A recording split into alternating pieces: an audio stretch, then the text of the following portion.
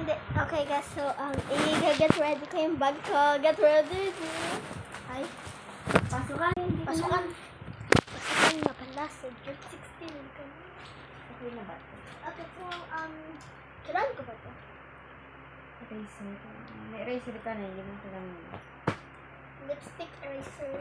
I-give away ko to. Joke lang. Ay. Lumipad.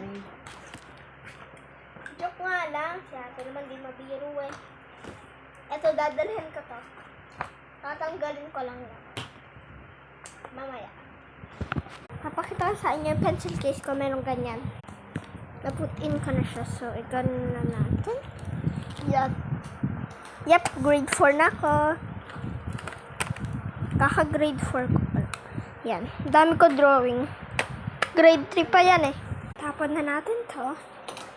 Oh my God.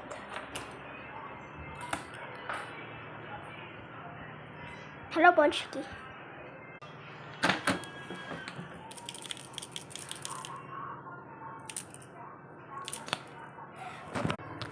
Okay na siya, guys. So, guys, baka may part 2 to. Yan. Kasi, sabay ko.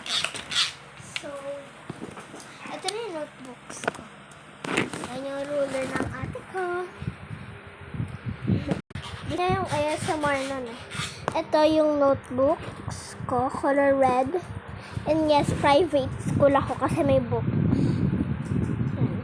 Tapos ito yung parang parang mini art kit ko lang. Okay. Kung na-stop, ibig sabihin, nood na kayo na part 2. Gusto mo yun? Ha? Oo. Ah, okay. Kala ko hindi.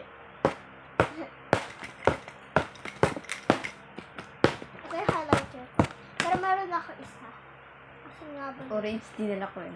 Orange ba yun? Alin? Yun eh. Ito. Ang kulay. Oo, orange yan. Ito guys.